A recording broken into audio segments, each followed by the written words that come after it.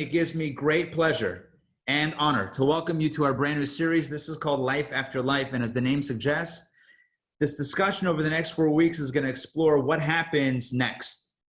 What happens next? We know what this is. Well, okay, sometimes we know what this is. Sometimes we have no idea what this is, but hopefully we at least have some sort of understanding or some sort of awareness of what this is.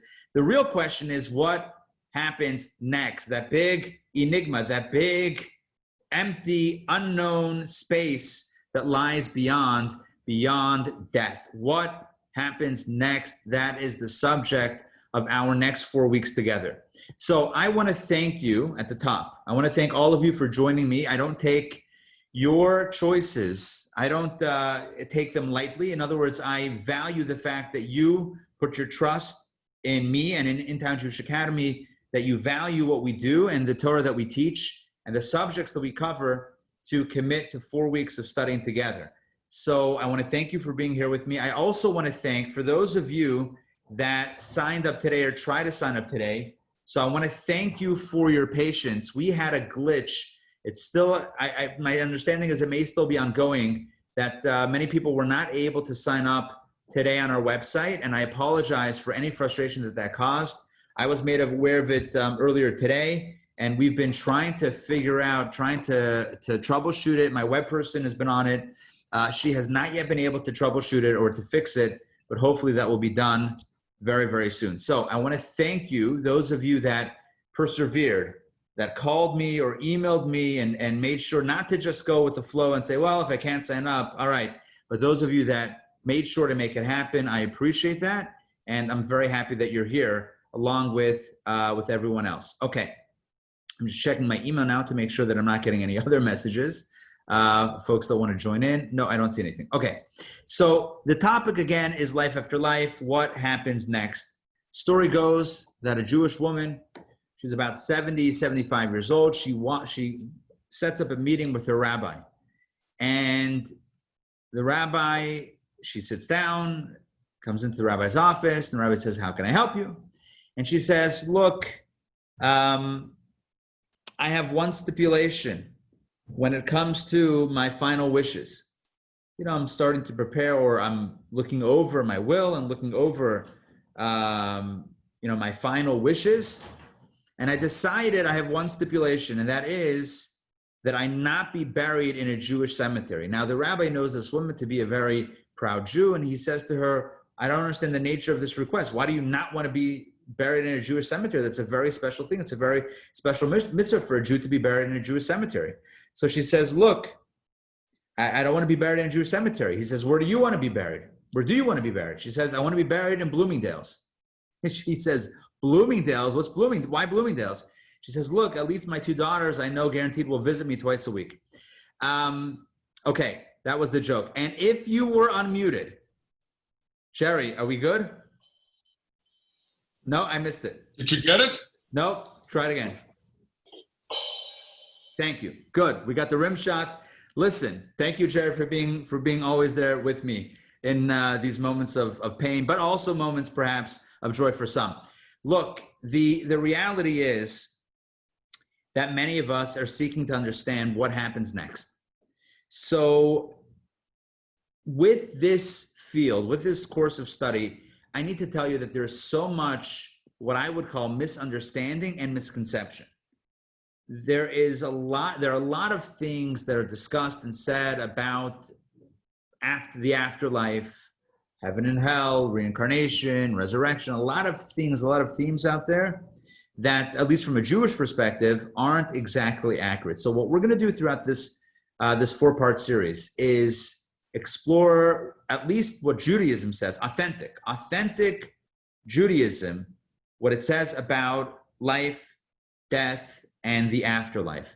This will be called from biblical sources, from Talmudic sources, Jewish legal sources, and of course, the teachings of Kabbalah and Chassidut, Jewish mysticism, which is the soul of Judaism. So if we're talking about souls and afterlife, which is of a spiritual nature, it makes sense to reference those teachings that represent the soul of Torah, i.e. Jewish mystical tradition. So Over the next 4 weeks, these are the 4 subjects that we will cover. Number 1, and tonight's class is all about death and transition. Again, death and transition.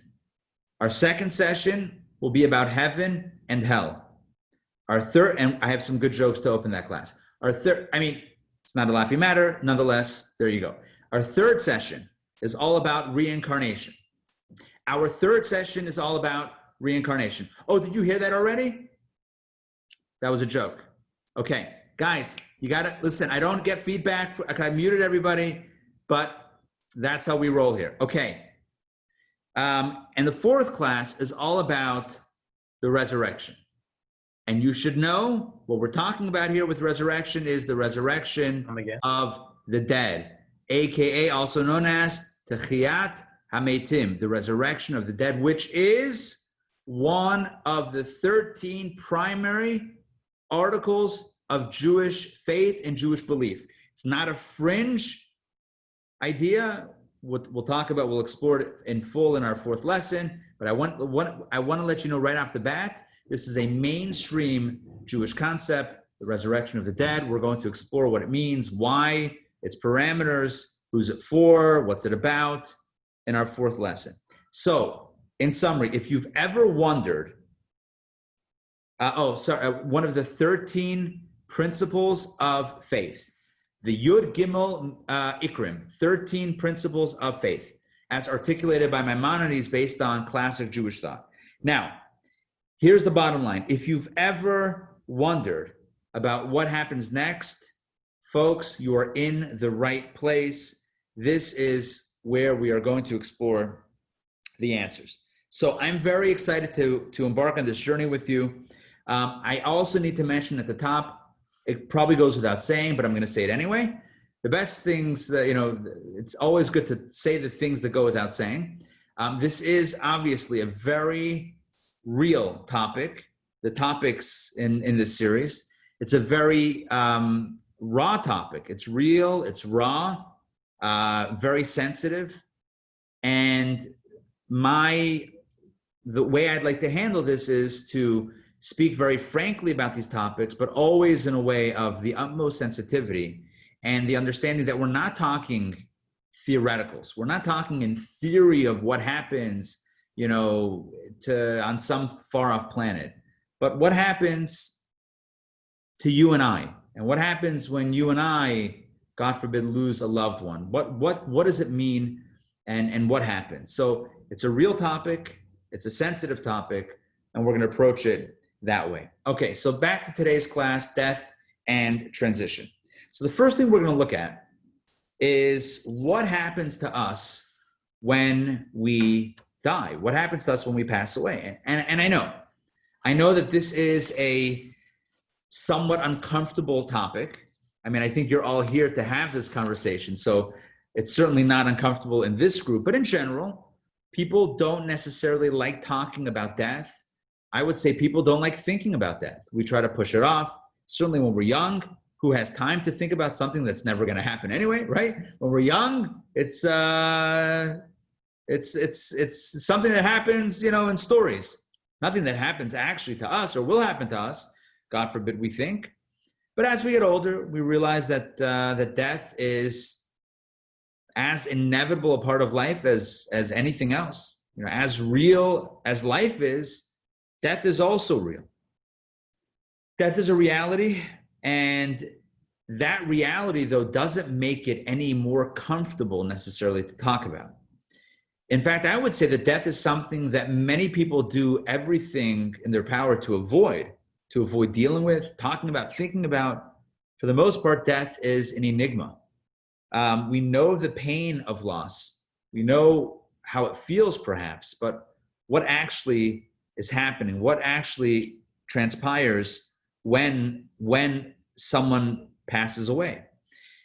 And it's not a philosophical discussion, right? This notion of exploring a topic that we might not necessarily always want to be thinking about, what happens when we die. This topic is not only relevant so that, FYI, when you turn 120, this is what's going to happen. By the way, I say 120 because the traditional blessing for long life in Judaism, Jewish tradition, is ad mea ve'esrim. When you bless someone with long life, you tell them until 120. Moses lived to 120. He passed away on his 120th birthday. So that's become the traditional wish of until 120. So when a person reaches 120, it's not just about us studying now so that, we know what's going to happen, just kind of like a preview. What we learn in these four lessons, the ideal is that it radically impacts the way we live our lives now. Knowing what we'll know about death should radically impact and radically influence the way we live our lives in the here and now, right now.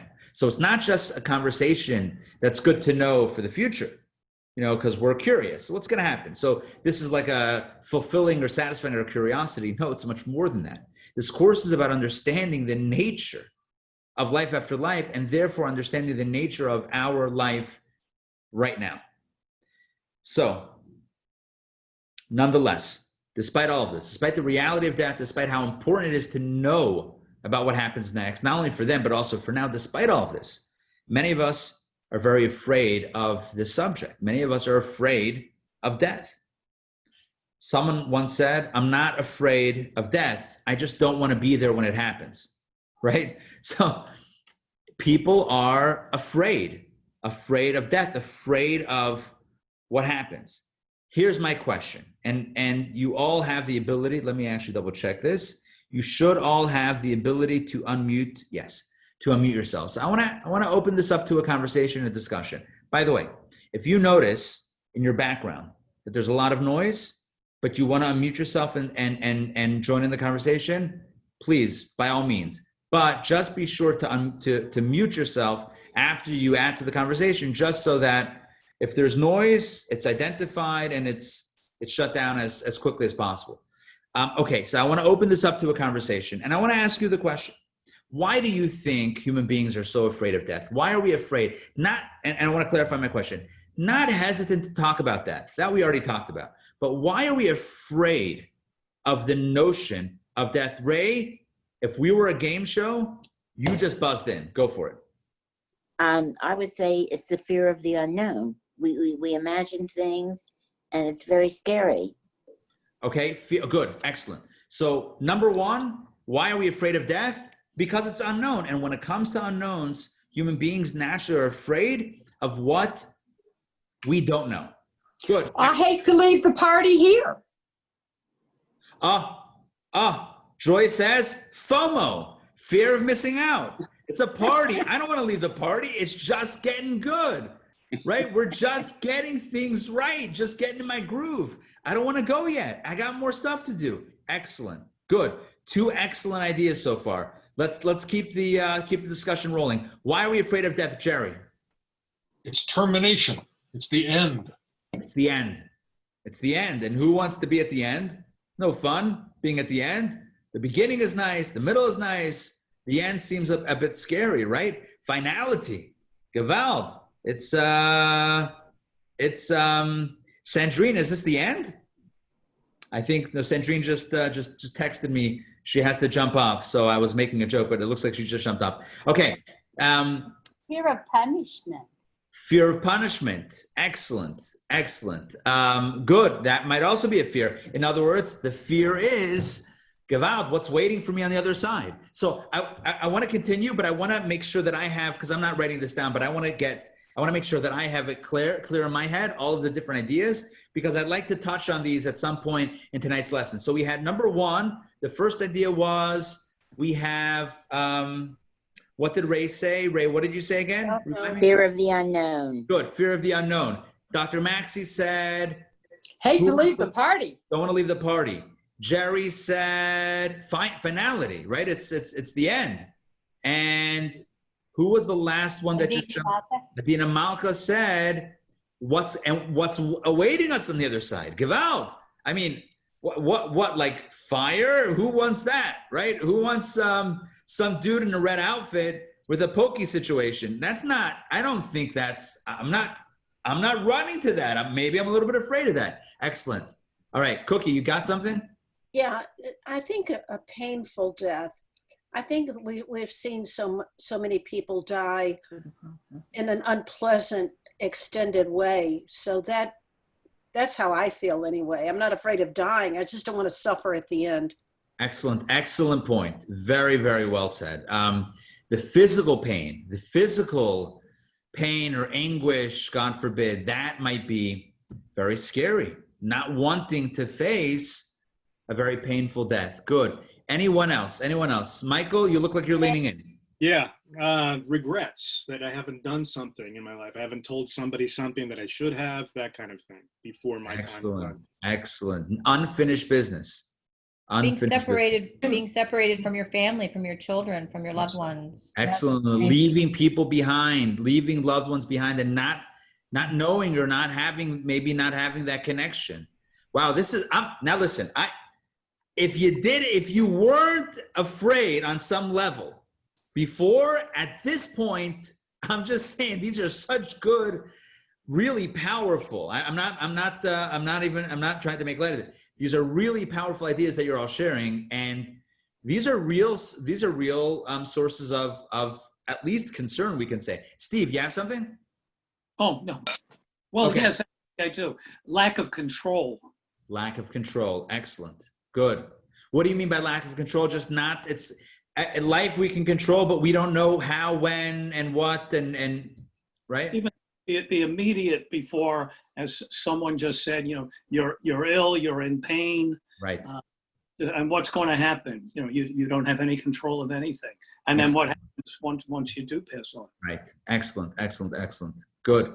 Anyone else? Well, I've got one. But Mark, go for it. what if we were wrong?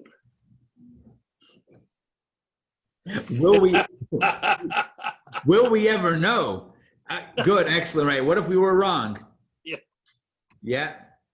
Allison.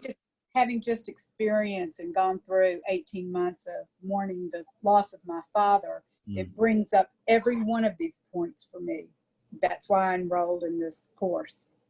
Thank you for sharing. Thank you for sharing that. Thank you for sharing that. Every single one of these points. Now, I'm a grandmother. I have 4 young grandchildren. I don't want to leave them. Right. I'm dealing with all of the feelings I have about grieving the loss of my parent, watching him die. I mean, all of it. It is just huge. It's humongous. It puts it right in my face. Right. Thank you for sharing that, and I'm sorry for your loss.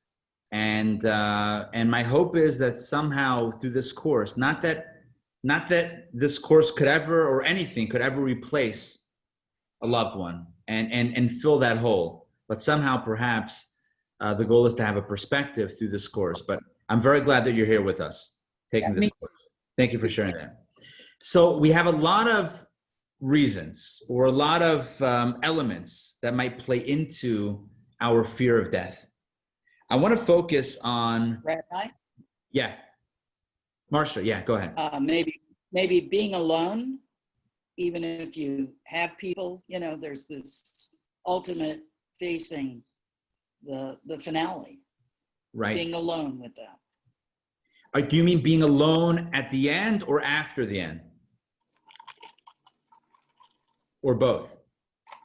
Maybe both. Yeah. Yeah. Very good. Good. Very powerful. Thank you for sharing that. What about Okay. unfinished business? Sorry?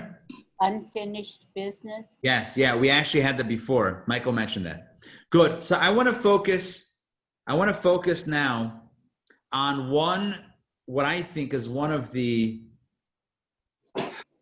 more they're all powerful. One of the powerful fears that many of us have regarding death.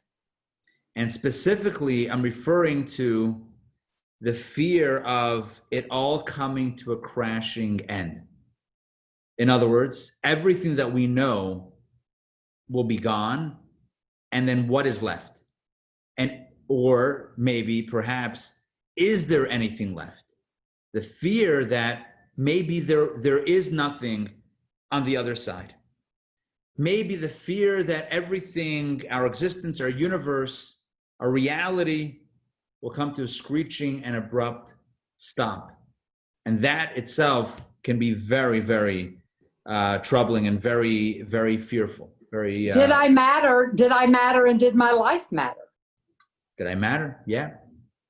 But I want to focus specifically on this notion of the fear of it all ending, the fear of it all ending, of everything that I know, everything that I love, everything that I'm aware of, all of it ending.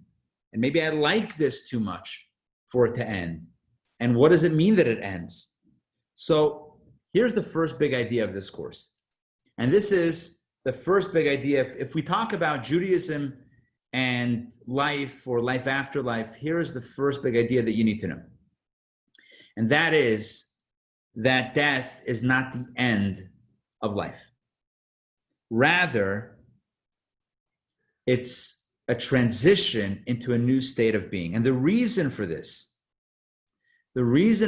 is because death does not signify the end of the soul. Now, this course is not about establishing the existence of a soul. It's not about exploring all the contours of what a soul is and why a soul is and where a soul is and who a soul is. It's not exploring the soul per se, because that's really another course of conversation. We would need, and we've done courses on the soul before, we would need another 4 weeks, 6 weeks, 8 weeks just on the nature of the soul itself. So I'm going to use the word soul, and I know that if we don't have a background of what the soul is, maybe it's a little hard to place. But know this, the soul in Judaism is life itself. If you look at the difference between a body that's alive and a body that's no longer alive, one moment prior, the person was breathing. One moment later, the person is no longer breathing, right? So you have life and then no life. So what is different? What distinction is there between the before and the after? Understood from a Jewish lens or through a Jewish lens, what this means is simply this. Before, the moments prior to death, the soul, which again is a euphemism for life, the life force, was animating, enlivening, giving life to the body.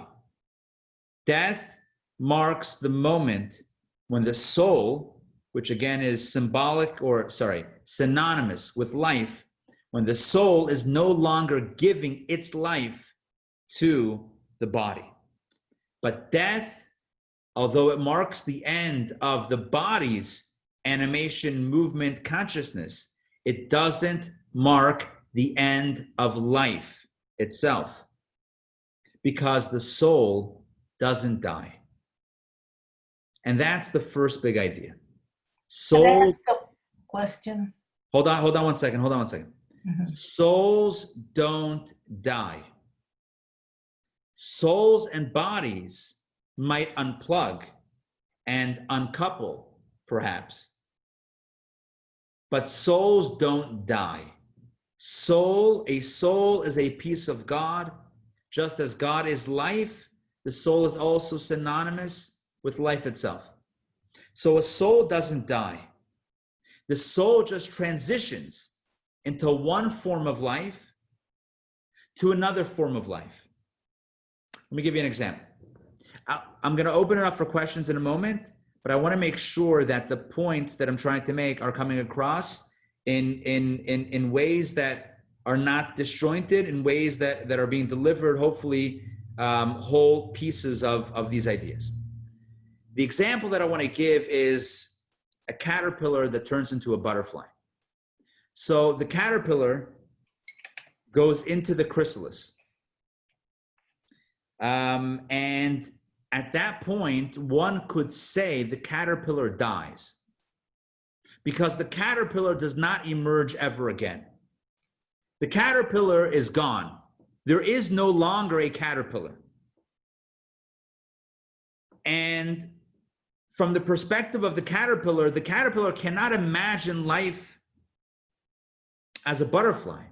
That's almost absurd. That's unheard of, because all it knows is caterpillar life.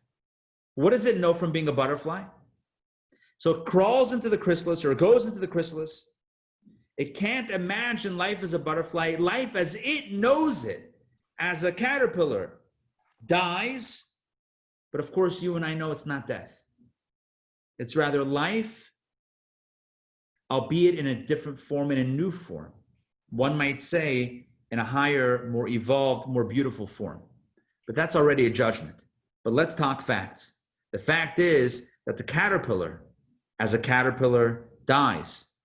But the caterpillar evolves into a butterfly, and as such, it does live on. You see, on one level, there is death, on another level, there is no death. From the perspective of the body, and this is the key idea that I'm trying to convey, this first big idea of Judaism, from the perspective of the body, there's death. From the perspective of the soul, there's no death, only a new form of life. And so even from the perspective of the soul, there's a shift, because the soul before, in our lifetime, at least the way we perceive life in the here and now, the soul is a partner with the body, and that's what defines its life. Soul, body, partnership. After death, the soul uncouples from the body, continues to live, but in a different form of life, a life removed from what we might call the spacesuit of the body. To put it into different terms, think of the soul. We use a NASA astronaut example. You know, the big thing nowadays, well, one of the big things in technology is space travel. You know, there's privatized space travel now. You can, at some point, you can pay some money and go to the edge of space, maybe even to the moon if you get lucky, maybe to Mars if you got the time, whatever, right? If you got a lot of time. So privatized space travel, it's all the rage. Everyone's sending rockets, all the big companies and the big honchos. Here's the idea. A human being, a body, cannot survive in outer space. You just can't. Put a person in outer space unprotected, can't survive. So how do astronauts do it? Well, you and I know, right? You and I know how this works. You put on a spacesuit, specially designed suit, pressurized suit with the right protection, the right movement. It's a very specific, a very tailored suit to the person, to the conditions, and that's how the person survives in outer space. That's how the astronaut survives in outer space. A soul, again, we don't have time to go into the nature, the contours of a soul. A soul, which is a very spiritual, divine, godly being, cannot survive a moment on planet Earth. It cannot survive. It's like shooting a person. It's like projecting a human being into outer space. Will not survive. Will not be able to break through the atmosphere, gravitational pull. Nothing, not happening. A human body will not be able to withstand any of those conditions unless they're in a proper capsule, spacesuit, rocket, etc. God sends a soul below. God sends a spiritual powerhouse below into our physical environment. It cannot survive. The way it survives is inside the spacesuit. What is the spacesuit? The spacesuit is the body. The body is the spacesuit of the soul. Life as we know it right now, our consciousness right now, is an amalgam, is a combination. In the language of Judaism, with regards to relationships, a shidduch, a match between soul and body. Soul gives the life, and the body gives the spacesuit. Death marks the discarding of the spacesuit. The spacesuit falls away, and life continues on. The spacesuit drops off, and the soul continues on its journey. So here's the idea. Death is not the end of life. It's a transition of life away from body-soul partnership to a sole proprietorship of soul. It's dropped the partner, right? It used to be, right? If you have any questions, come to Soul and Body and Co. Now it's just Soul, Soul Inc. That's it. It's just soul. Tonight, we're going to explore exactly this transition, what it means, how it happens, the process. We're going to get involved very, very deeply into this. But this is the framework. This is the essential framework. Now, I want to quote John Lennon. John Lennon once said the following: "I'm not afraid of death because I don't believe in it." He said, "It's just getting out of one car and into another." And you know what? It's kind of powerful. And you know what? It's kind of Jewish also. So you get out of one car, you get into another. The only difference being that you're not getting into a car. Whatever. Besides for that, it's perfect. Because you're not going from one body into another spacesuit. Don't worry, we'll talk about reincarnation. Hold on. Hold your horses. I hear reincarnation at the tip of your tongues. What about another body? Lesson 3. Hold on. Hold your horses. Death marks the discarding. It marks the relinquishing, the letting go of the spacesuit and the kind of reclaiming a soul-centric existence. It shared its existence before. For 120 years, it shared its existence with a body, giving it life, giving it purpose, giving it meaning, etc. And now it lives on its own wholly as a soul. Before we continue with questions and discussions, I need to share the following letter with you. If you have your PDF printed out, please turn it to page number 2 and text number 1. If you have it open on your computer or on your phone or on your tablet, open it up to page 2. You guessed it, text number 1. If you have neither, don't be concerned. Don't panic. Nothing to be worried about. Certainly not a PDF. Yeah, we have other things to think about, not PDFs. Take a look at text number 1. I'm sharing my screen with you, and you can read it as you wish. There are many, many different ways that you can follow along. Here we go.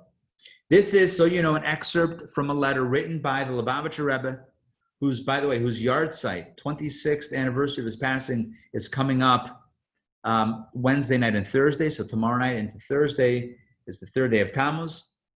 This is a letter that the Rebbe wrote in 1974 to a war widow in Israel. I'm going to read it. With pain, I was notified of the tragic death of your dear husband while fighting to defend the Holy Land. May you and your family know of only good in the coming days. Although you may have, it should be heard.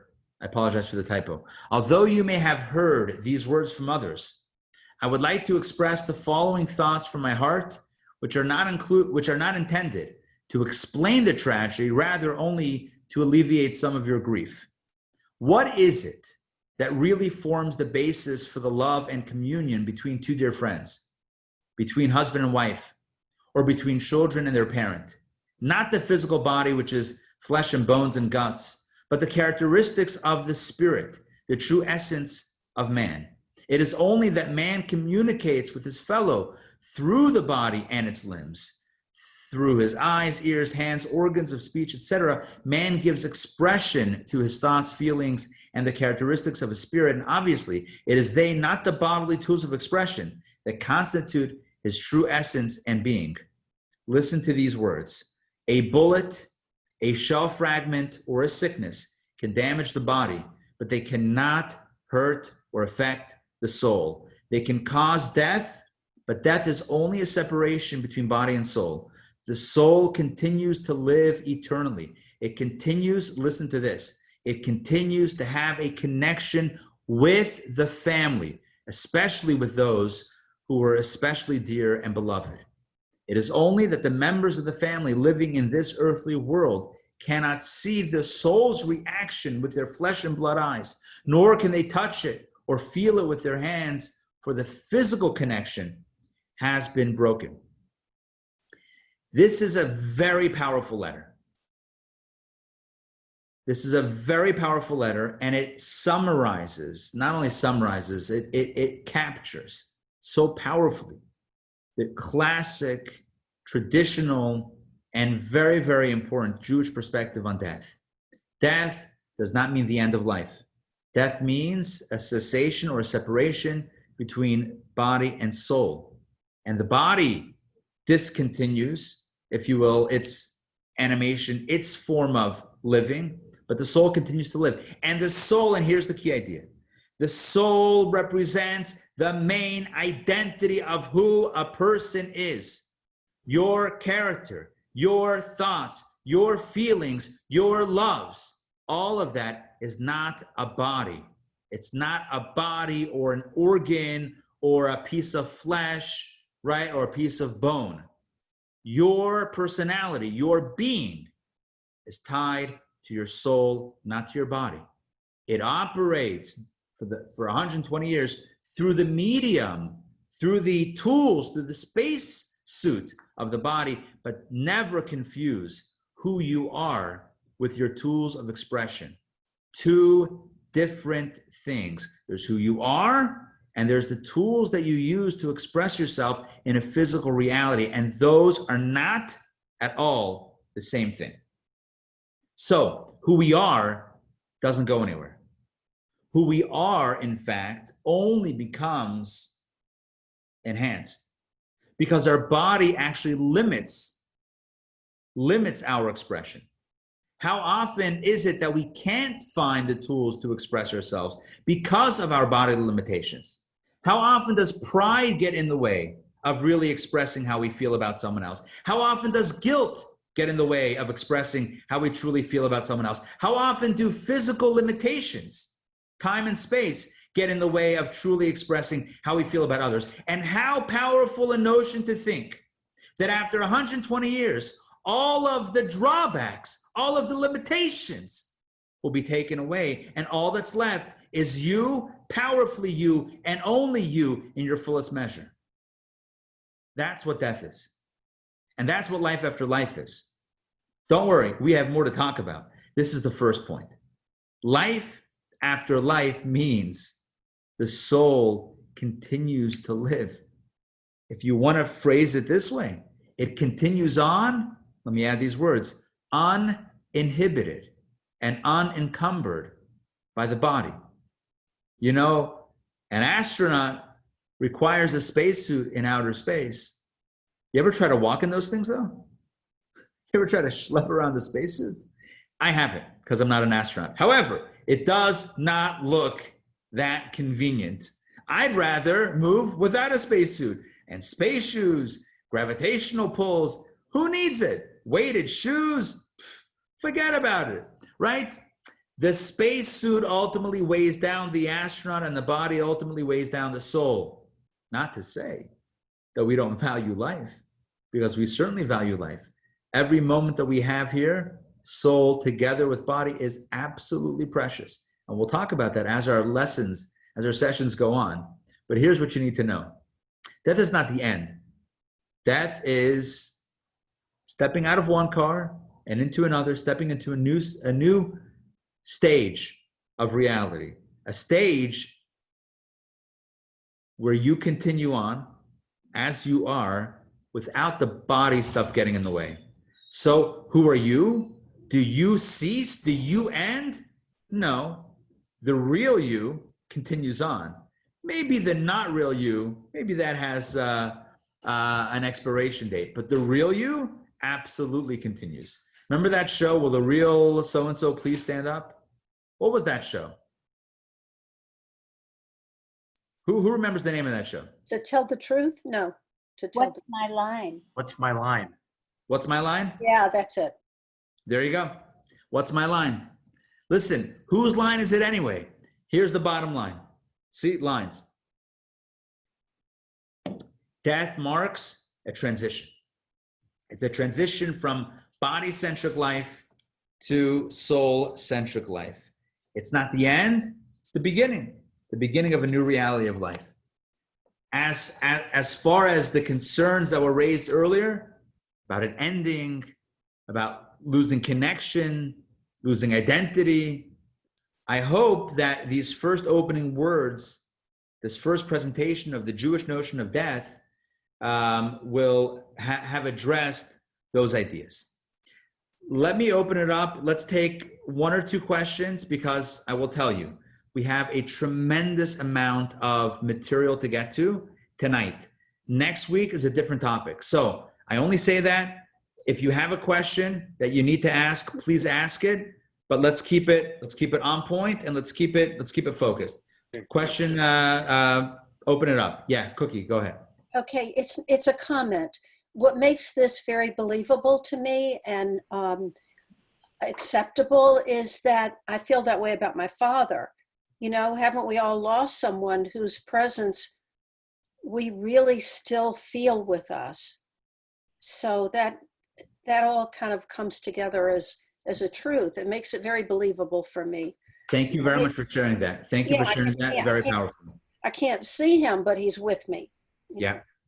I will tell you along those lines, I think we can all relate to this notion of, even in the physical, even in our stage of life right now, souls and bodies, in the spacesuit, where when you think about a loved one, you can feel sometimes their presence, even though they're physically not here. What is that? What is it?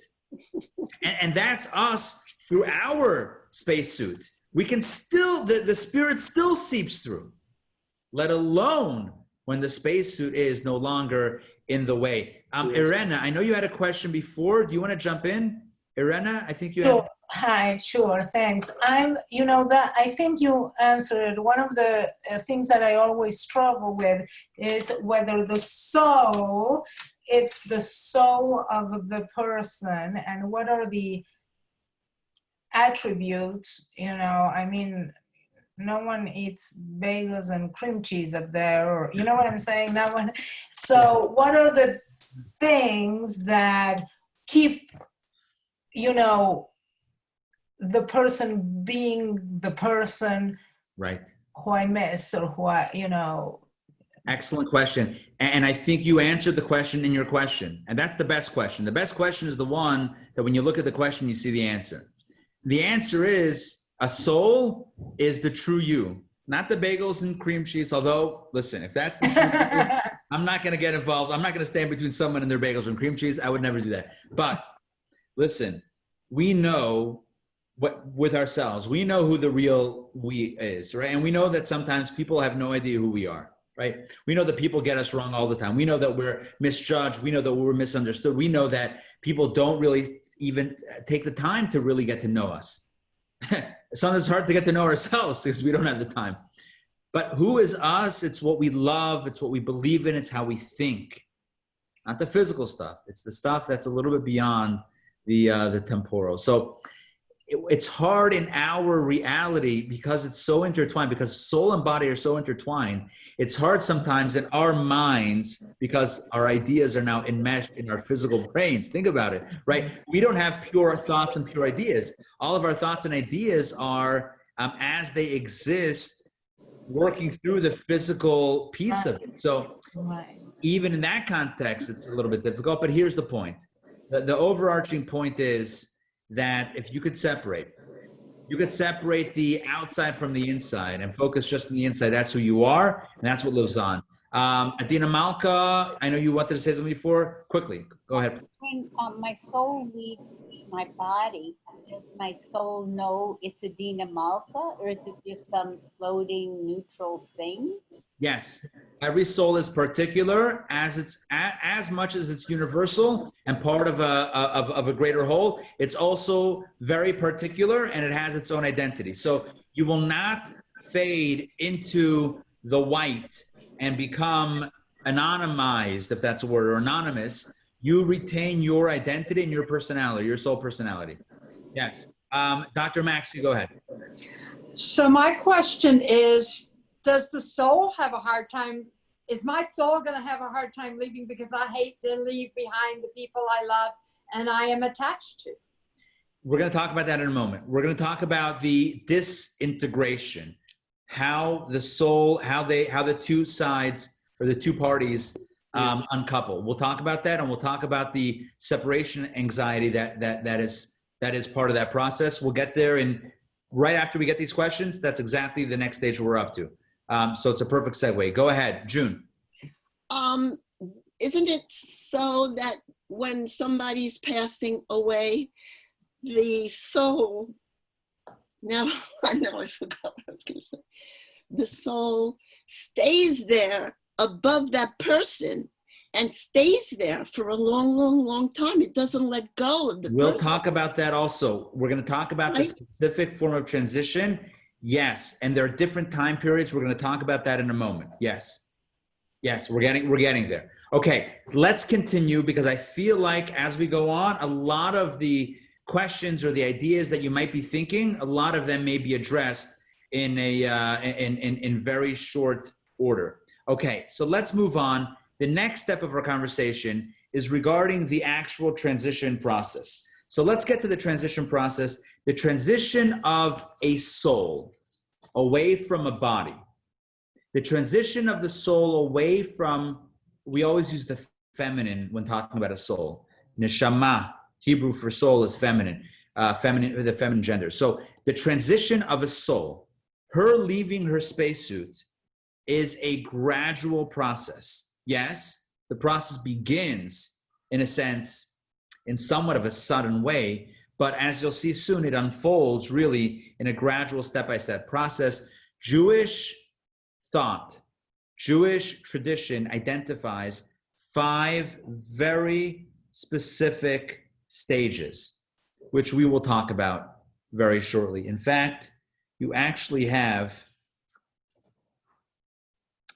top of page 3. I'm not going to show it yet. If you have it, top of page 3, 5 stages of soul transition.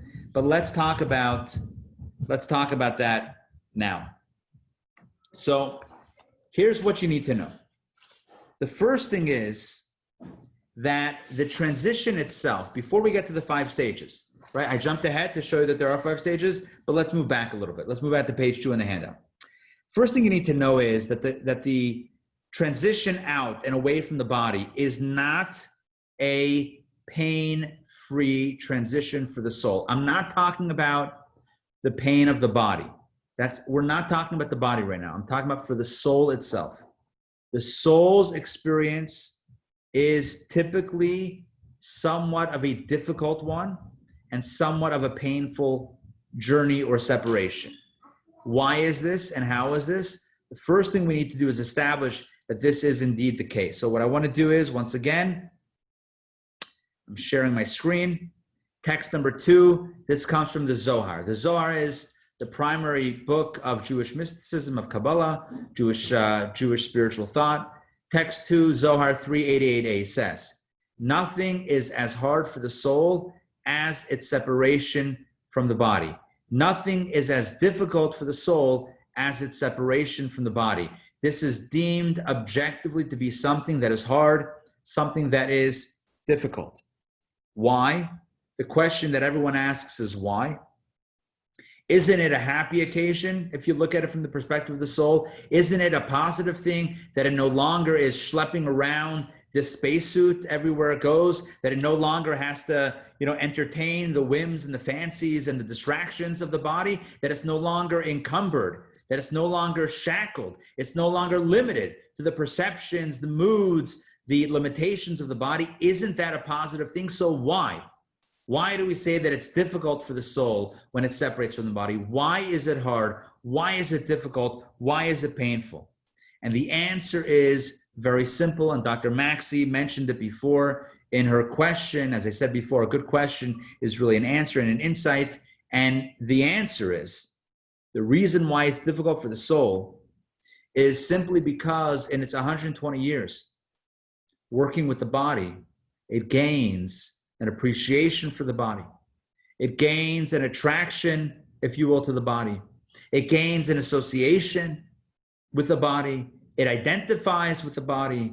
It begins perhaps to enjoy what the body enjoys. It's kind of like the Odd Couple, but after a while, you get used to it, right? Hey, you like pizza? I like pizza. I'm not saying the soul likes pizza, but I'm not saying it doesn't either, right? So after a while, the soul is conditioned on some level to at the very least, be familiar with what's familiar and enjoyable to the body. So here is the simple algorithm. Here is the simple formula. You ready? Simple formula. The more a person, which is the combination of body and soul, so us, you and I, with the dual action going on right now, the more a person lives a body-focused life, the more a person bends the soul toward the direction of the body, the more the soul trains itself to identify with the body, the more we identify with the body, the harder it is for the soul to let go. The more the soul leans in toward the body, the harder it is to lean out and to let go. If during our lifetime, we understand the role of the body and we don't take it so seriously. Yeah, you're hungry, don't worry, you'll eat. Yeah, you're tired, don't worry, you'll have plenty of time to sleep after 120, don't worry, right? Don't worry, you're feeling a little moody, a little this, that. If you don't take your body so seriously. And if instead you pursue the real important things in life, the spiritual things, the soul things in life, not that it's pain-free, but the soul will have an easier time letting go of the body because anyway, the life was lived with the knowledge that the body is only temporary and it's not the main thing anyway. It's secondary, not primary. So the soul will have an easier time lifting out from the body. You know, sometimes you, trying to think of a good example, like you get a stain on a piece of clothing or on a couch or something, fabric. Sometimes it hits just right where you can maybe peel it off. Is that even a thing? Let's assume it is a thing. I don't know if it's a thing or not, but maybe you can like some sort of like, you know, dirt or whatever, and you can just kind of scrape it off and it doesn't do, you know, it lifts. Not that it doesn't require a little bit of effort, but it doesn't leave a residue. Sometimes it's saturated in and there's no way to lift it out cleanly without a bit of a scrub, without, you know what they call the things, at least the old school washing machines. Remember the top loaders? Remember those before front loaders? Who would have thought that a little direction makes such a big deal? Whatever, technology, science. If we put a man on the moon, if we invented spacesuits, we can figure out top loaders versus side loaders.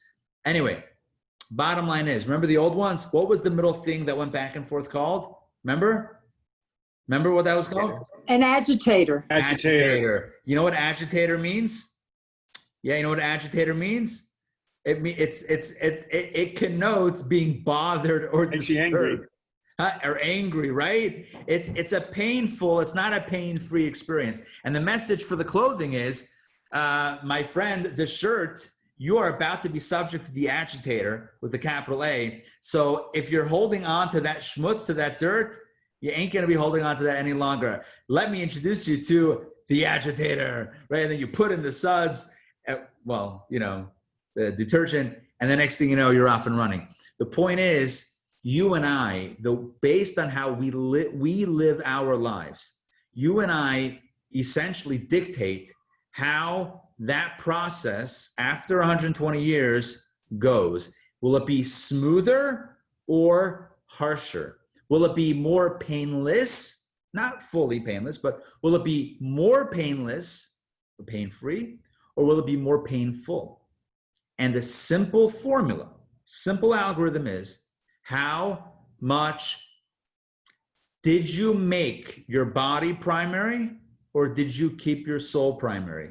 Did you remember why you're here? Did you remember that your body is only the spacesuit for your soul to do her thing? Or did you forget and you made the spacesuit the ganze macher, the whole deal, like, look at the spacesuit. Oh, is there an astronaut in there? Who even knows? The spacesuit is here. My spacesuit, your spacesuit, feed the spacesuit, mend the spacesuit. Did we become spacesuit obsessed? Or did we remember that there's an astronaut in there? So the formula is, the more we focus right now on the body, the harder it will be for the soul to let go. The more we focus on the soul, with the body understood to be just something to help it on its journey, the more easier it will be to let go when the time it comes to let go. This is the power that we have in our lives. This is the power that's in our hands based on how we live our life to dictate how our experience of the transition goes. Take a look at text number 3. I kept my screen share because I want to jump straight into text 3, again from the Zohar, same page. Observe that when a man is on his deathbed and at the point of departing for the other world, 3 messengers are sent to him, and he sees what other men cannot see in this world. That day is a day of heavenly judgment on which the king demands back his deposit. Happy is the man who can restore the deposit just as it was given to him. If you and I, look at that last line, can restore the deposit in original condition, I have a Jerry Rice rookie football card. And if you don't know what that means, that's fine. I still have it. I got it when I was a kid, and I'm assuming it's still somewhere in my childhood home in Pittsburgh. I haven't checked on it lately, but my assumption is it's still there. I don't know what condition it's in. When these things are in good condition, then they have one set of value. In not so good condition, another set of value. The goal in life is restore the deposit, the soul, just as it was given. Original, pristine, mint, super mint, ultra mint condition. Perfect edges, corners, I'm kidding, right? Perfectly maintained and not sullied by, jaded by, whatever, by its experience in the body. And when that happens, happy is the person. What does that mean, happy? The transition for them, for their soul, is easier. It's not just doing a favor for God, it's also doing ourselves a favor, because the transition will be that much easier. If we are connected to the material stuff of life, if we're really stuck in the material stuff in life, it's going to be that much harder to let go of that. We'll miss it, understandably so. But if we lived our lives for a higher purpose, well then, we'll know that at this point, our higher purpose continues on in another reality. If you loved sushi, I'm sorry, there's no sushi on the other side. So you're going to be letting go, and you might be sad. Your soul might be sad. If you lived life of higher meaning, there's higher meaning in the other realm. Very simple algorithm, very simple. Text number 4, from the Zohar once again, Kabbalah. When the moment arrives for the soul to depart from the body, the soul does not actually leave until the Shekhinah, that's the divine presence, shows itself to it. If the person is righteous, the soul cleaves and attaches itself to the Shekhinah, the divine presence. But if not, the Shekhinah departs and the soul is left behind, mourning for its separation from the body. I want to paint this in perhaps, I don't know, physical terms. Instead of Shekhinah, I'm going to call it the light. I'm going to sound like New Agey. You ready? We're taking Kabbalah from 2,000 years ago, and we're going to make it sound New Agey. It says, right before a person's passing, when that moment arrives, the soul is shown the light, the divine light. And the question is, will it go toward the light, or will it lean back into the body? That's the question. If it goes with the light, the transition is smoother. If it leans into the body, the transition is less smooth. That's it. Very simple. What does this all mean for how we live our lives today? I'm pretty sure I said this about a dozen times, but I'll say it again, just to make it very clear. What it means for us right now is we're encouraged to live a life that's more about what's really important. That's more about the soul, more about purpose, more about something higher than something lower, more about the other and less about self. When I say self, less about the body. More soul-centric, less body-centric. When we do so, that it's number one, it's living true to purpose. Number two, it's going to benefit us when the time comes to separate. It's going to be that much of an easier separation. It's never going to be painless entirely pain-free, but it's going to be a little bit easier. Now, when we talk about the stages of soul transition, the understanding here is top of page 3, that there is a gradual process by which this transpires. In other words, it's not like there's only one step. The soul was in the body, now the soul has departed from the body. Now they have disconnected, and that's it. No, not so simple. There are actually stages. Because the soul is so trained, is so conditioned to be close to the body, to move away from the body happens in stages, progressively further and further moving away. So there are 5 stages of the soul transition. I'm going to quickly check the chat. Okay, we're good. Let's take a look at 5 stages of soul transition. Stage number 1 is, well, hold on, before we do this, let me explain. What I'm about to show you on this list over here is the timeline, the actual practical timeline of how and when the soul further uncouples from the body, right? There's the first step out, but then it progressively moves further and further away from the body. How does that unfold? It unfolds in different stages, different steps that have a timeline to it. So here's your timeline. Timeline section number 1 is the moment of passing until the burial. So from the moment of a person's death, which marks the initial separation of body and soul, until the person is laid to rest, that is stage 1. The next stage is first 3 days after the burial. Then it's the 7 days after the burial, then the 30 days after the burial, and then the 1-year anniversary, which we know as the yard site. So let's go through these stages one at a time.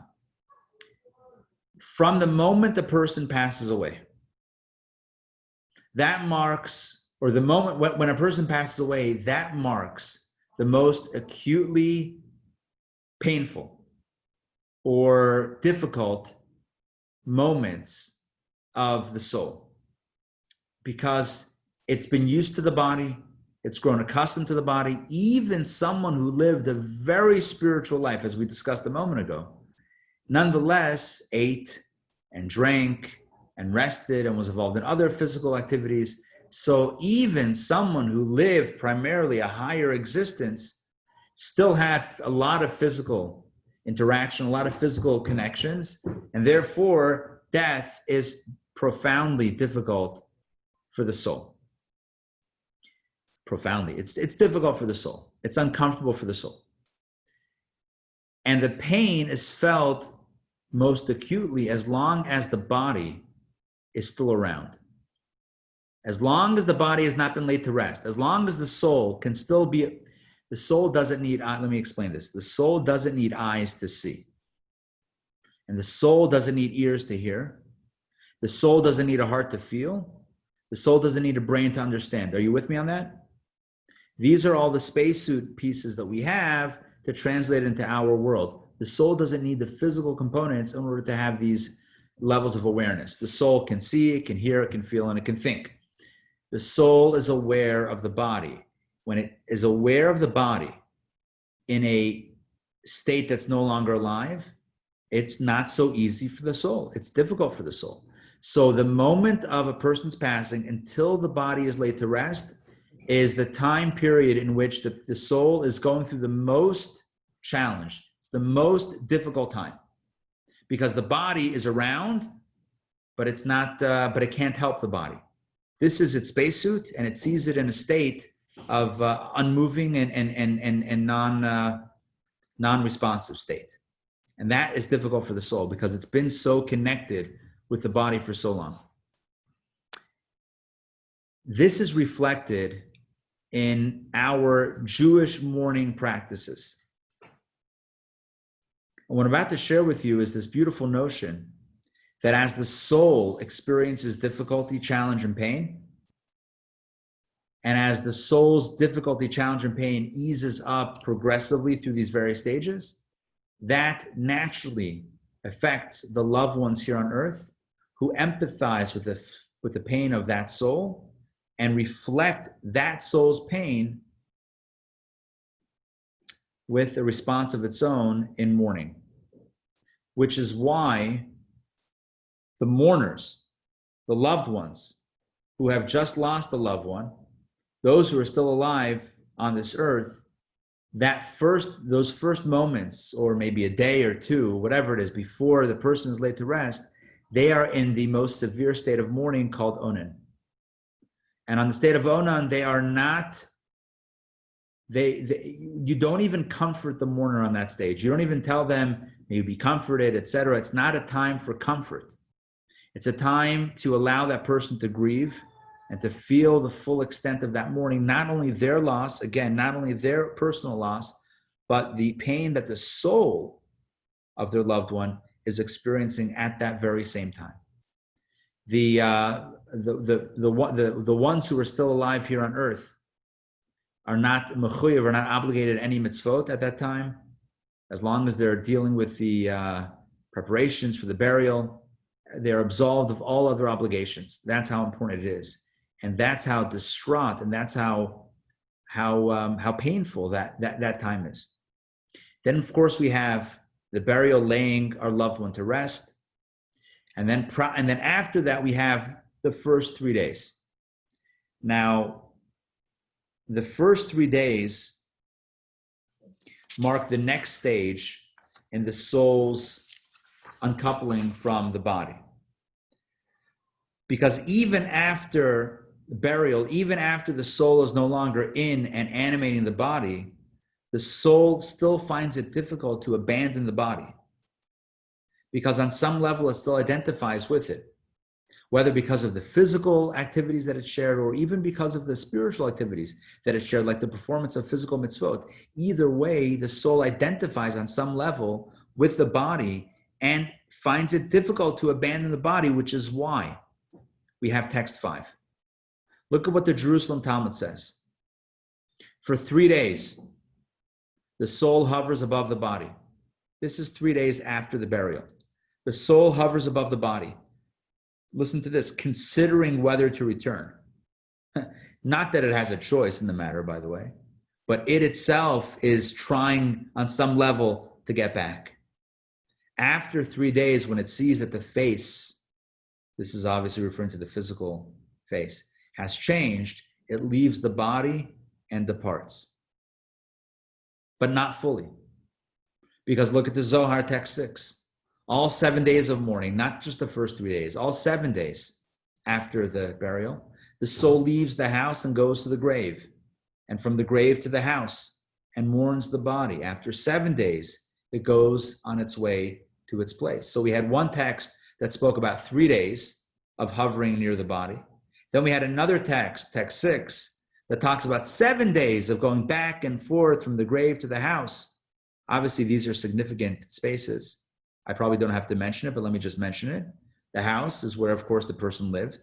The body spent most of its time, and the grave is where the body is right now. So the soul goes back and forth for 7 days and afterwards goes to its place, but not actually fully, because text number 7 says all 30 days after burial, the soul and body are judged as one. In other words, they're still considered to be a team. And thus, the soul is found somewhat together with the body. After that, the soul departs and the body erodes in the earth, which tells us that there's a connection for at least the first 30 days. The truth is, it's more than 30 days, as text 8 identifies from the Talmud tractate Shabbat. For 12 months, the soul the body exists and the soul ascends and descends. After 12 months, the body becomes null. In other words, it decomposes, and the soul rises and does not return. It's not so simple, by the way. The soul does return. There are parts of the soul that are always around by the gravesite. But understand this. We have texts, the last several texts talked about 3 days, 7 days, 30 days, and 12 months. And I know what you're thinking. Didn't I see that before? The answer is yes. 5 stages of soul transition. We have before burial, 3 days, 7 days, 30 days, and 1 year. Because what all of these stages represent are various stages of uncoupling or of disintegration. I don't mean like disintegrate, but I mean disintegration, where the soul disintegrates or does the opposite of integrate with the body. The soul leaves the body slowly, slowly, slowly. It slowly lets go, and it slowly accepts and embraces its new reality. I'll say that one more time. This is a process. These are various stages by which the soul lets go of the body more and more and embraces its new identity and reality. The more a soul identified with the body, the harder all of these stages are. But whoever it is will always have these 5 stages. Before burial, the most acutely painful time for the soul. The first 3 days, also painful. 7 days, 30 days, 1 year, it eases and eases and eases. Now, this is completely focused on the experience of the soul itself that departed from the body. This is all from the perspective of the soul of our loved one. What about for us who remain? What about for the mourners? Well, in Jewish tradition, we have the very same stages. We have, like I mentioned, the before burial stage of mourning, the first 3 days with stricter rules. Before burial are the strictest rules of mourning, most severe rules of mourning. 3 days, 7 days, 30 days, 1 year. Slowly, slowly, the mourning restrictions are easing up as you go through these 5 stages. And again, understand this, it perfectly mirrors the soul's experience. Our experience of mourning on earth perfectly mirrors and resembles the experience of the soul itself going through and dealing with its difficult uncoupling from the body. Now, let's look at how Jewish law describes the laws of mourning. Text number 9, Maimonides. 3 days for weeping, 7 days for eulogies, 30 days for observing the restrictions on haircuts, and the other 5 matters. So we don't have time to get into all the laws of mourning tonight. You can certainly look it up you can Google Jewish laws of mourning and the various stages, and you can find all of the details. Chabad.org has a whole section on that. There are many, many places, many resources to look to find that. It's not necessarily the intention of this course. We're focused more on the spiritual experience of the soul. But know this, as the soul experiences pain, we're also meant to empathize and feel pain. As the soul experiences less pain, we're also meant to reflect that and also mourn. I'm not going to say mourn less, but maybe mourn less acutely. The restrictions ease up a little bit as the soul becomes more comfortable in its new setting. So it's not just that we mourn for our loved ones. The implication of all of this, and I hope it's coming through okay, the implication is not just that we mourn for our loved ones, but we mourn with our loved ones, because they too are experiencing the loss of their body. And as they grow accustomed to their new reality and their new stage of life, we also become accustomed to their new reality and their new stage of life. And the pain on some level eases, not that the loss is ever fixed or healed, not that the hole is ever filled, but that on some level we're meant to ease up on these mourning restrictions, mirroring the acceptance that the soul has of its new reality. Take a look at text number 10, really powerful story from the Talmud. Take a look. If a person dies and leaves no next of kin to be comforted, 10 people go and sit in his home. In other words, let's say the person leaves no next of kin. So do you do a shiva? Do you do any observance in the home? The answer is yes. 10 people should go and sit in this person's home. And the Talmud tells a story. A man died in Rabbi Yehuda's neighborhood.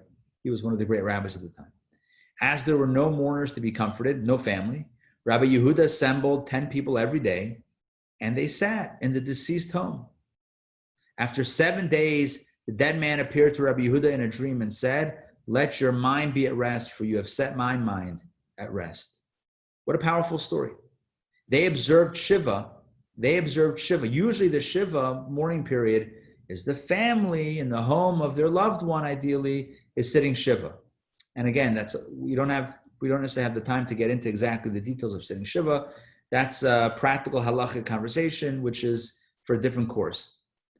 But the point of this text is, look at what the spirit of this deceased individual said to the rabbi. He said, let your mind be at rest, for my mind, you have set my mind at rest. In other words, you have eased it for me, so you also can ease up on your actions and your mourning. As I've eased, so too shall you ease. And that really captures the essence of mourning.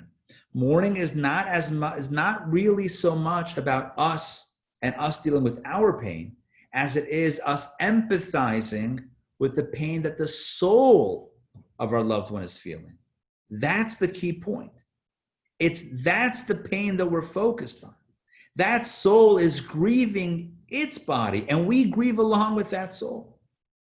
And that soul is grieving a little bit less, so we ease up a little bit on our mourning. Not that we don't miss the soul, but that as its pain, as her pain eases up, our pain eases, because we're reflecting her pain. Okay, this also speaks to the importance, stop share for a moment so I can see you all. This also speaks to the importance of allowing the body and soul to naturally separate and not tamper with this process. And this is a very important point. Rabbi Sollish? Yeah. So what happens if you're cremated? Would that tamper with the process? That's exactly where I'm headed. Okay. Well, that topic is exactly where I'm headed. So here is the deal.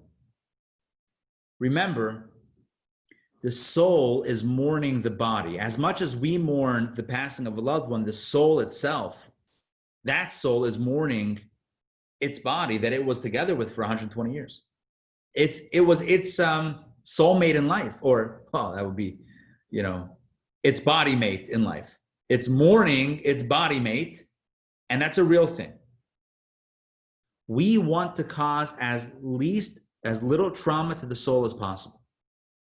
To take the soul's body mate and to utterly destroy it, to incinerate it, according to Jewish teaching, is profoundly traumatic for the soul. The soul itself is looking at the body, is hovering around the body. It's slowly learning to live without the body. To destroy the body is a very difficult, very, very difficult thing for the soul, as taught in Judaism, as taught in Kabbalah, Jewish mysticism. The body and soul, according to Judaism, both need a natural process to disengage from each other. Now, the reality is, you mentioned cremation. More people than ever are choosing cremation today. So I think in the 1960s, there was something about 3.5% of people opted for cremation. Right now, it's over 50%. And they say by 35, who knows what's going to be going on by then. But by 2035, the estimates are that it's going to be close to 80% of people will opt for cremation. And I need to mention 3 points on cremation. Number one, in addition to the points that I mentioned before, which will be relevant in a moment. But number one, Judaism emphasizes time and again the value and the sanctity, the holiness of the body itself. So the body is not something to be discarded willy-nilly. The body is something that we revere. The body is something that we respect. Even though it's no longer being animated by the soul, it was a partner with the soul in all of the good things that the soul did. So how can we so wantonly just discard with the body? It's a precious item. A Torah scroll becomes unfit for use, you bury it. You don't rip it up and put in I was driving today in the neighborhood in Virginia Highlands, and I saw, a tree had fallen, maybe because of the storms. And they had these, the truck, the wood chipper truck. Yeah, the wood chipper truck. And so I was telling my kids, I was driving my kids to, around the neighborhood. So I showed them, like, oh, you know what this does? The little kids. You take a tree, a tree trunk, you put it in, it turns into sawdust, or it turns into wood chips. They're all excited. Yeah, for a tree, that's okay. You don't do that to a Torah scroll. Torah scroll becomes unfit. You feed it into a wood chipper. It's not respectful. You don't burn it either. You don't incinerate it. You don't put gasoline on it and torch it. You don't put it in an oven. What do you do with it? You lay it to rest with dignity, with sanctity, with tears. You lay it to rest. You bury it. The human body is precious. The human body is precious. The soul is the main source of life. The body is the spacesuit. Yes, I'm not going to retract that. But as a spacesuit, you don't want your spacesuit to be holy. That's going to be a problem. Houston, we got a problem. If your spacesuit, you don't want that to happen. But on another, for you and I, the spacesuit is holy. The spacesuit also, because after 120 years, the body had an impression on the soul. Guess what?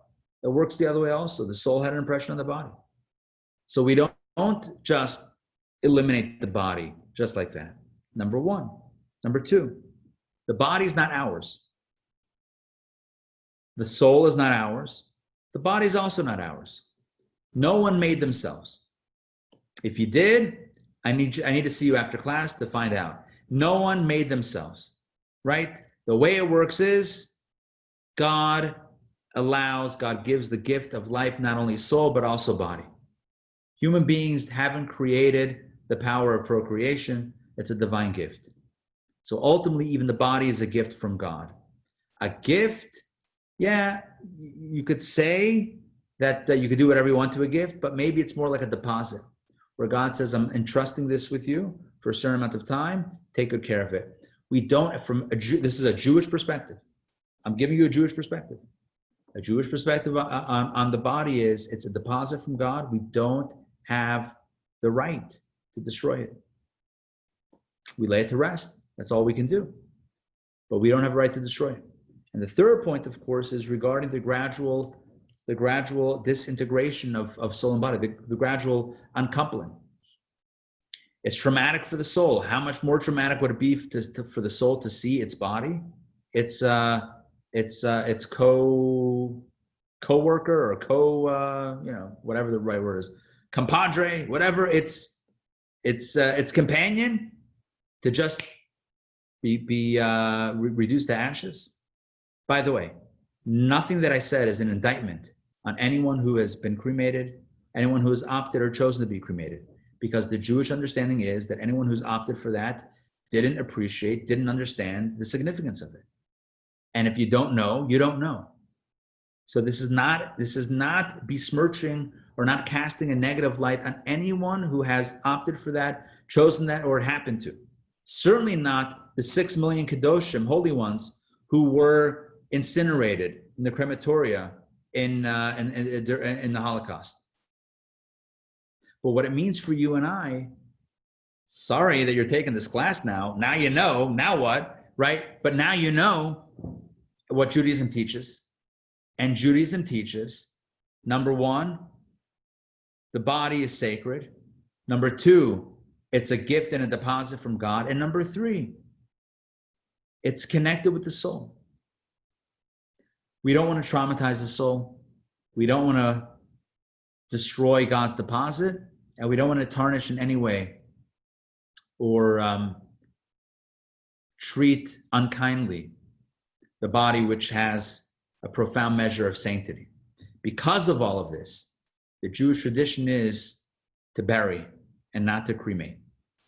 I'm going to share my screen with you. We'll do a few texts on the concept on the mitzvah of burial. Take a look at page number 4 from Kohelet, Ecclesiastes. Man goes to his everlasting home, and the mourners go about in the street, and the dust returns to the earth as it was, and the spirit returns to God who gave it. The dust refers to the body, returns to the earth. The spirit refers to the soul, and that returns to God who gave it. Text number 12 from Kabbalah, Reb Chaim Vital, Eitz Hadat Tov, a work of Jewish mysticism. Text number 12. For dust you are, and to dust you will return. Genesis 3:19. Man's body comes from the earth and is left with him as a deposit. Upon death, right, deposit. The deposit must be returned to the earth from where it came. It came from the earth, it should go back to the earth. Text number 13. Mitzvah from the Torah, mitzvah to bury. You shall surely bury him on the same day. Some people talk about, some selling points for cremation is that, maybe it's greener, maybe it's more, I don't know, maybe it's this, that, or the other. The reality is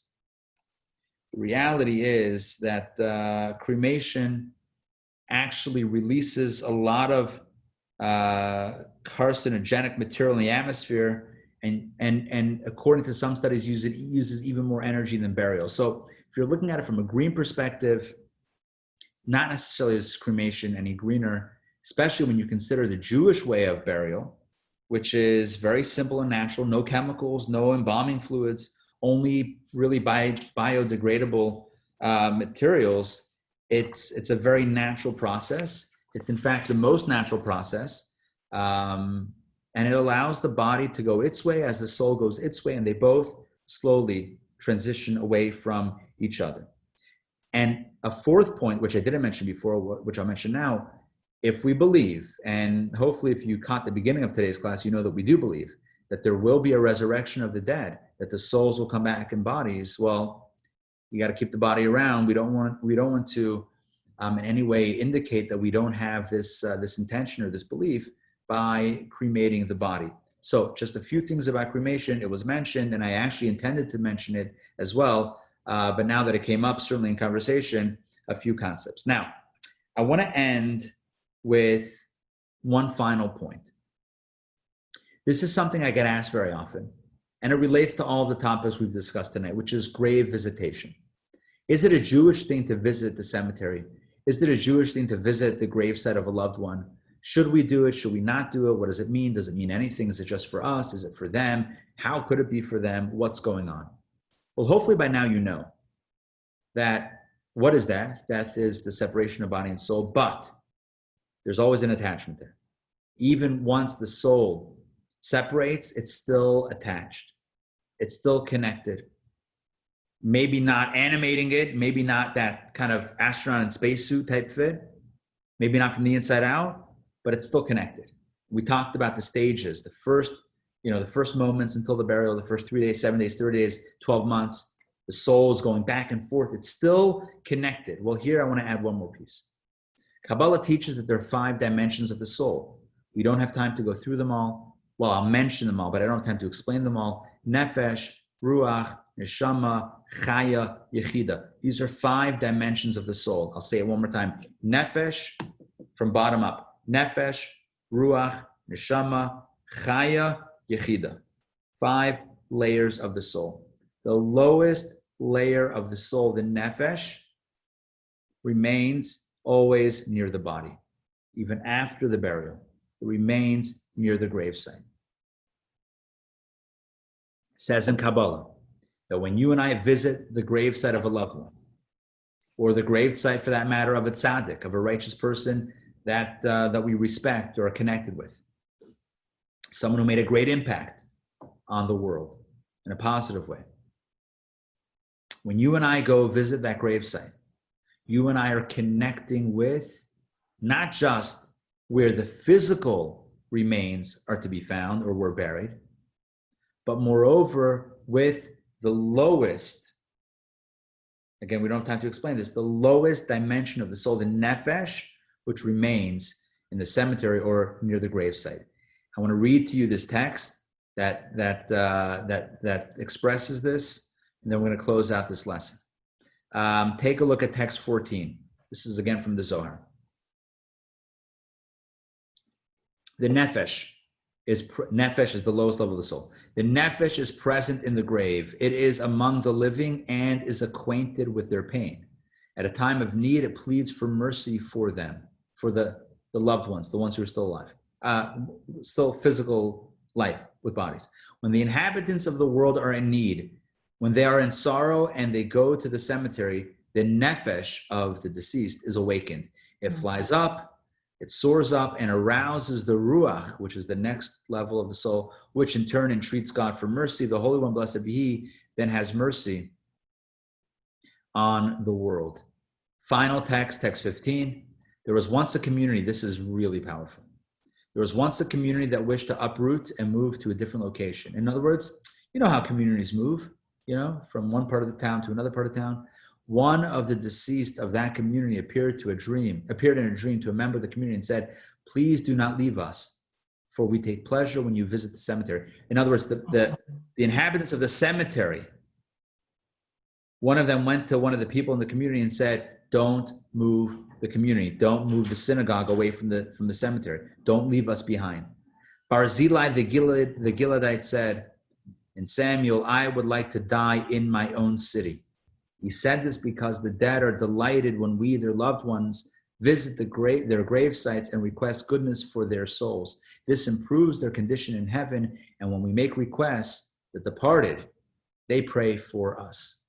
These are very powerful statements, very powerful ideas, all taught traditional Jewish thought, classic Jewish teachings from the Talmud, from scripture, from Kabbalah. This is what Judaism says about what happens next. So in short, in summation, what happens next? Part one. What did we learn tonight? First thing we established, first thing I explained is that death does not mark the end of life, rather a transition into a new type of life.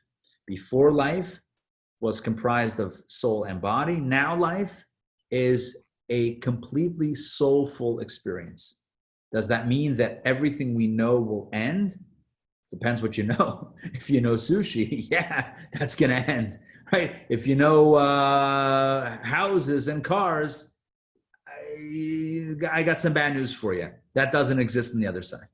But love, ideas, relationships, connections, those things live on. Those are all eternal. And so, number one, the first point is the soul lives on in a different state, in a freer state, in a bigger state, in a larger state, still connected as before. That's number one. Number two, the second point is the soul transitions away from the body in a step-by-step fashion. It doesn't happen in one fell swoop where the soul says to the body, "See you later, it's been nice knowing you, gotta run," and that's it. No, the soul is actually sad to leave. It's painful for the soul to depart. And it takes a step-by-step process by which it further separates and is able to move on and move past its bodily experience. Represented by 5 stages of mourning of we, the mourners who mourn our loved one. It's not mourning for them, it's mourning with them, because the soul itself is mourning the loss of the body. We therefore explained, we try to minimize the pain of the body itself, which in turn would cause pain to the soul as much as possible. That directly affects the Jewish understanding and appreciation of the value of the mitzvah of burial as opposed to cremation.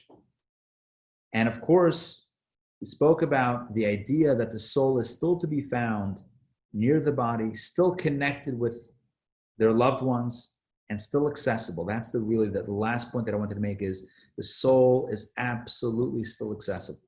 And like I said before, and I repeated a moment ago, even more accessible than before. Because before, to gain access, you might have had to go through physical channels. Now, you don't have any physical checkpoints, no physical barriers. You don't have to call, you don't have to write, you don't have to text. All you need to do is think. All you need to do is love. All you need to do is connect in ways that are meaningful, to do a mitzvah in the merit and the honor of a loved one. There are so many avenues of connection that no longer require going through the checkpoints and limitations of the body. So in summary, What we learned today is that how we live our lives now directly affects the experience of death and the disengagement, the uncoupling of soul and body. And it reminds us to make this moment, to make this life, this experience of life, this stage of life as meaningful as possible, to infuse it with as much important things as possible. Yes, can't get around sushi, nor would I want you to get around sushi, but let's try to minimize. Sushi is my collected, my catch-all for that stuff, in case you haven't noticed. But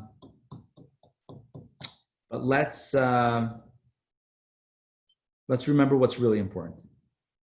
Let's remember what's really important. You know the story of Diamond Island? You guys know this story? There was a fellow who was very poor. He heard about this island, Diamond Island. Diamonds wherever you look. He told his wife, I'm going to, she said, you're crazy. You know how many schemes and attempts you've tried? Never works. Diamond Island. He says, no, this time for sure. It's like Rocky and Bullwinkle. This time it's going to happen. Watch me pull a rabbit out of my hat. So, yeah, he says, I'm going. She says, all right, come back soon. He says, I will. He goes. The ship arrives in port. He looks out at the beach, at the sand, and he sees it shining like he's never seen anything shine before. Sure enough, he steps on the beach, diamonds everywhere. Oh, this guy is now the happiest person in the world. He is shoving diamonds in every jacket, in every kippah, inside the ear, everywhere. Everything, every pocket, diamonds. He goes to the restaurant. He finds a kosher restaurant, Diamond Island. He goes there and he orders everything on the menu. And the waiter comes with the bill, massive bill from here till tomorrow. He says, no worries. Pulls out a big stone. He says, keep the change. The guy laughs at him. What's so funny? You think this is valuable? Let me guess, you picked it up outside. And it dawns on him, yeah, I did. You know how scarcity works, supply and demand? You know that, right? You know, basic economics. Okay.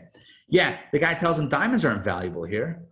You can't pay with diamonds. It's ridiculous. He's like, oh no, not again. What's the currency? It says dead fish. Dead fish is the currency. Dead fish, yeah, dead fish. You have a lot of dead fish, you're really rolling in it. It's like, and especially like old money, you can really smell old money. Whatever. So the guy says, dead fish. How do you get dead fish? Well, let me introduce you to the kitchen. You're going to wash all the dishes for the next week, pay off this meal, and I'll give you some extra dead fish. You'll get some money. He decides he doesn't want to be a failure now in this new place, Diamond Island. You know, he was a failure back at home. He doesn't want to be a failure here. He begins working in the kitchen, works in the restaurant, buys the restaurant, opens up other restaurants. This guy now has a whole operational, he's successful for the first time in his life, and he's making lots of dead fish. Finally, after a year of earning tons of dead fish, he hires 3 ships. He loads up all his currency, all the dead fish, and he heads back home.